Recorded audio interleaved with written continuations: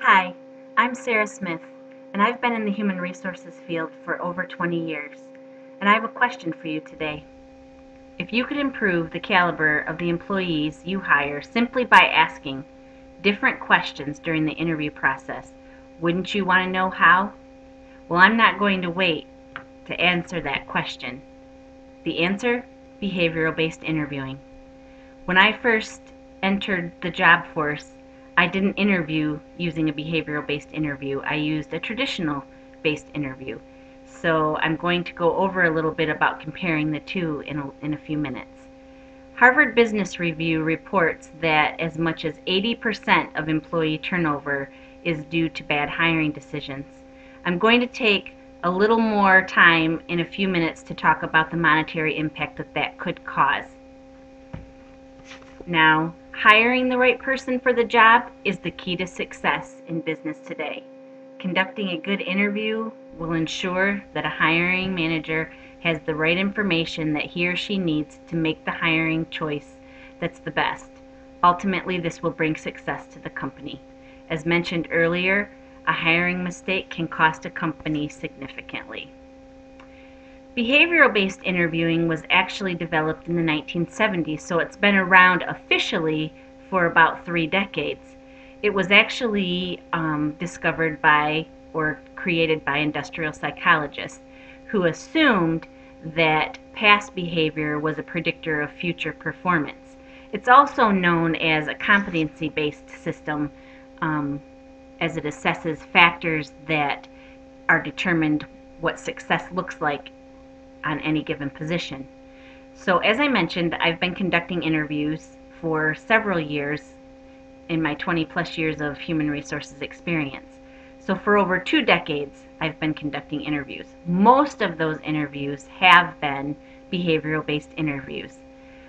But I've also had my share of traditional interviews. And as I mentioned, I've never actually, outside of learning how to do a behavioral-based interview, have never actually had to go through a behavioral-based interview myself.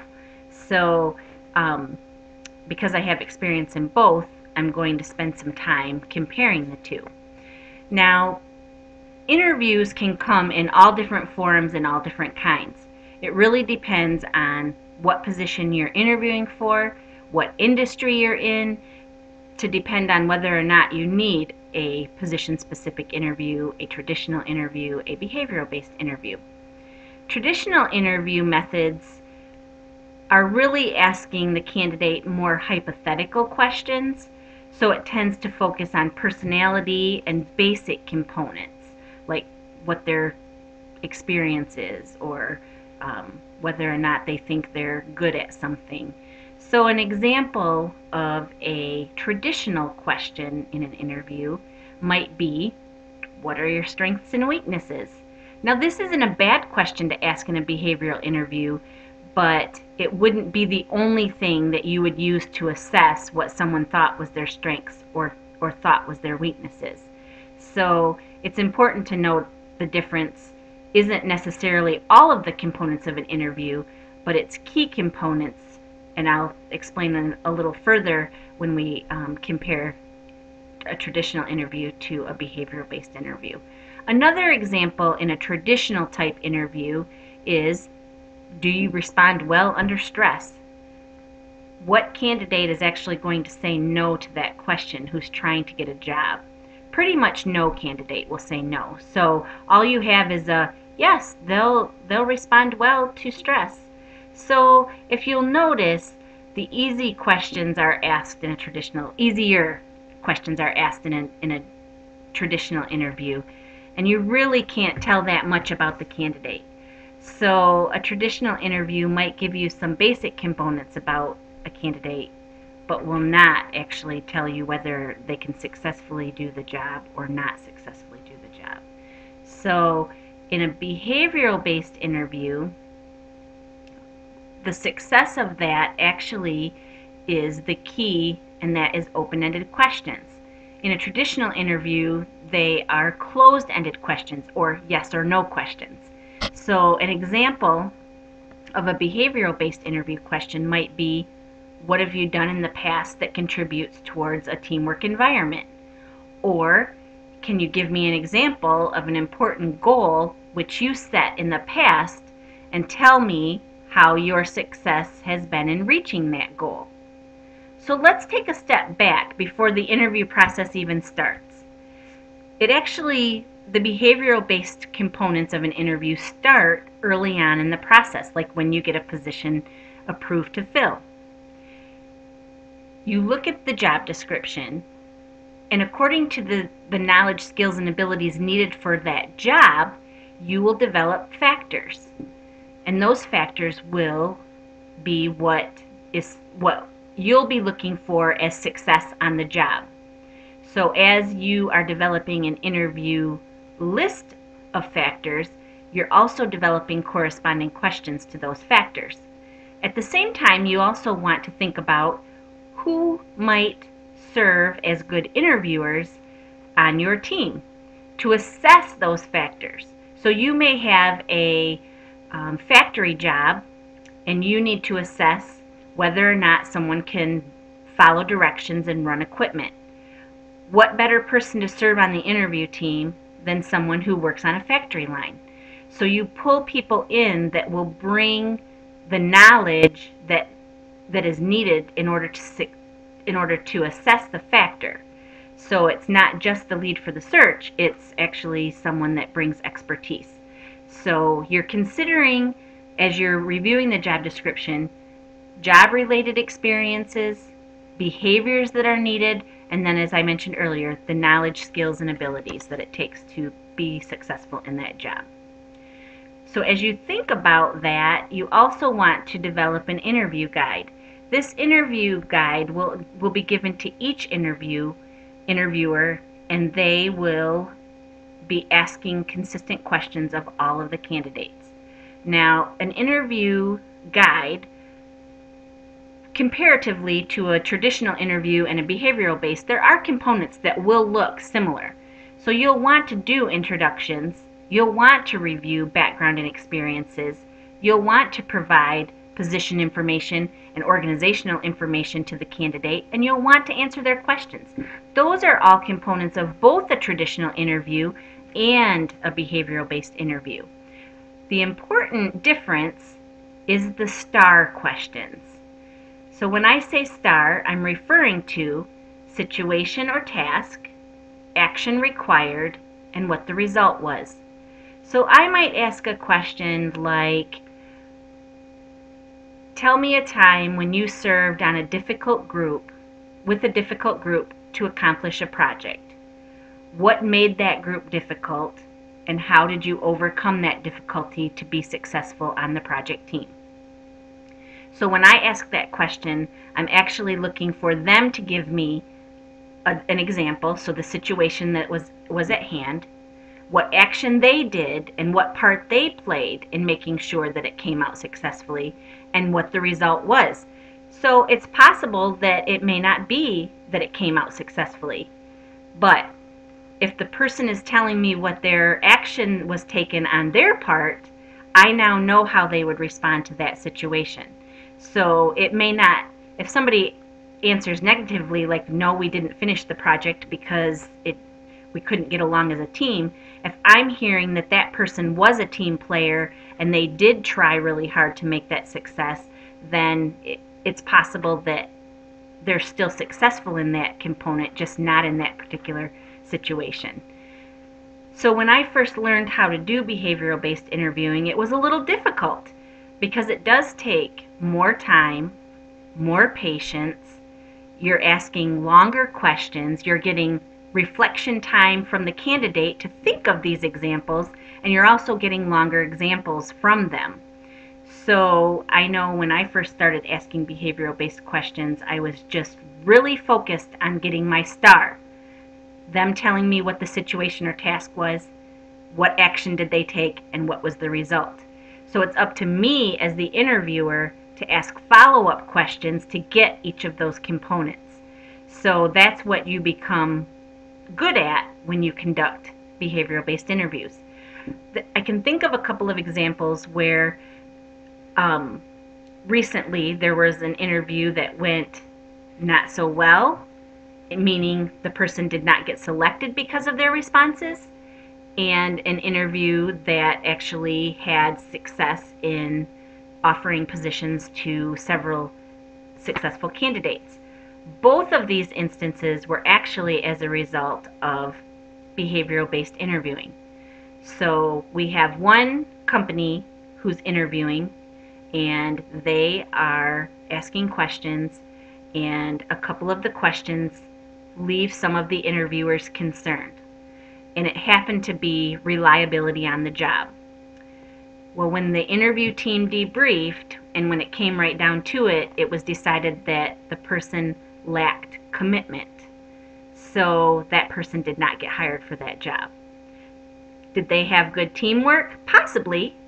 Were they prompt when they came into work? Maybe. Were they committed to the organization for a long period of time? No. Was that company looking for that? Yes. Not a match. So an example of where that went well is a company was looking for several candidates actually to hire. They went through the interview process, interviewed 23 individuals, which is a lot, only to focus and end on 5 successful candidates. They would have hired more if more would have passed the interview stage. But because of the behavioral-based interviewing, they discovered that a lot of the people that they were speaking to just weren't a fit for the position. So, in summary on the stars, to get stars, you get stars. So you get stars in the interviews, and then you have stars as employees. So, why use this behavioral-based form of interviewing? Well, it's an accurate way to measure competencies. In a traditional interview, you might say, do you possess project management skills? Well, is any candidate going to say, no, I don't have project management skills? No. They're going to say, yes, I possess project management skills. A behavioral-based interview, the question would look more like, have you served as a project management lead on a project? What was that project? What was your role in that project? And what was the outcome? So you can see that sometimes it takes a little bit longer to ask the questions, and it takes a little bit longer to conduct the interview. But in the end, it's very much worth what you get out of it. Bringing consistency to the interview process is also important. All interviewers, when you use the behavioral-based method, they're asking the same consistent questions. They're addressing the same consistent factors that the lead for the search set out for as being successful to be in that position to every candidate. And that's really what's important. If you start getting inconsistencies in the interview process, then you're getting inconsistent feedback, then the question becomes whether or not you're really assessing the right factors, whether your interview team agrees. If you start assessing different things, then you're looking at apples to oranges. So when you ask the same questions to each candidate, then you get consistency. So this could avoid retention issues, it can improve productivity, and it can save on hiring costs because you are bringing consistency to the process. So all of those things together, retention, productivity, saving money, also leads to potentially saving legal costs and legal time. For example, if you are asking the wrong questions and then it goes down a legal road where you're asking inconsistent and illegal questions, then if it's brought to the attention of the right individuals, it could cause problems and legal action could be taken. So consistency is very, very important in the interview process. According to the U.S. Department of Labor and Statistics, the average cost of a bad hire is actually could equal 30% of the individual's first year.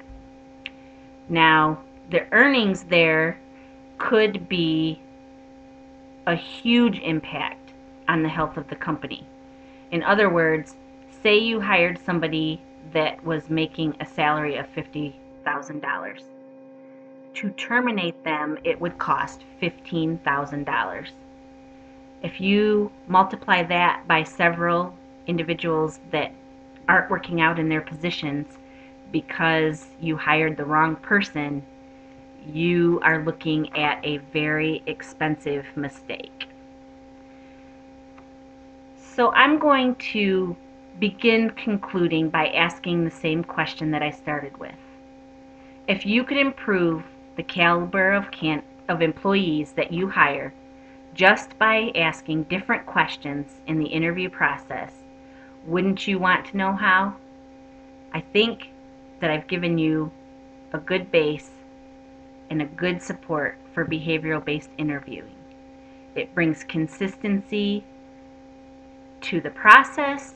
It keeps you out of legal trouble. It gives you good hires in the long run. You save money for the company in turnover costs, and overall the company will actually be performing at a higher level. So the steps that you need in order to conduct a behavioral-based interview are, in summary, analyzing the job. Once again, this is looking for the skills, knowledge, and abilities and the factors that are needed to perform the job. It is planning the interview, and when I'm talking about planning the interview, I'm also talking about inviting the right people to the table. As a reminder, you want to invite people that can assess those factors for you, because if you do not bring someone that can assess those factors and are asking those behavioral-based questions, hearing the examples that they're giving, and then not able to analyze that, then it has become ineffective. So in the process of conducting the interview, it's actually very important that that you have some individuals at the table. That's why interviewing as a team versus an individual is important, because you want more than one person to hear the responses. You want to be able to have more voices at the table, and you want to decide whether or not that fit is there. You can evaluate candidates. You can think about how the process will work and whether or not the person is a fit with the organization. So it takes a little time to learn how to do and get comfortable with the behavioral-based interviewing, but I have done both, and the traditional way back before I learned how to go through behavioral-based interviews was a good way to hire individuals, but behavioral-based interviewing is a great way, because you really want to know at the end of the interview that you're hiring the right person for the job. If you're not hiring the right person, as I mentioned earlier, you could be costing the organization that you're hiring for dearly. And I really think that it's human resources' job to make sure that hiring managers have the tools that they need in order to give hiring managers what they need in order to hire the right individuals. At our organization, we actually meet with each lead for the search, and we go through all of these components. We make sure that each interviewer has an interview team that they've selected. We make sure that they have the components and the tools that they need in order to pull together that team. We make sure that they have an interview guide that's going to assess the factors that they need in order for the person or people that they're hiring to be successful on the job. So in the end, it's very important that behavioral-based interviews are conducted successfully, because ultimately the decision that you make could make or break your organization, and you definitely want to be sure that you are making the right hiring decision so that at the end you have someone that you will have on board for many years, and they will be successful in that position. And behavioral-based interviewing really points you towards the candidate that will be successful. I hope you enjoyed this tutorial on behavioral-based interviewing, and good luck.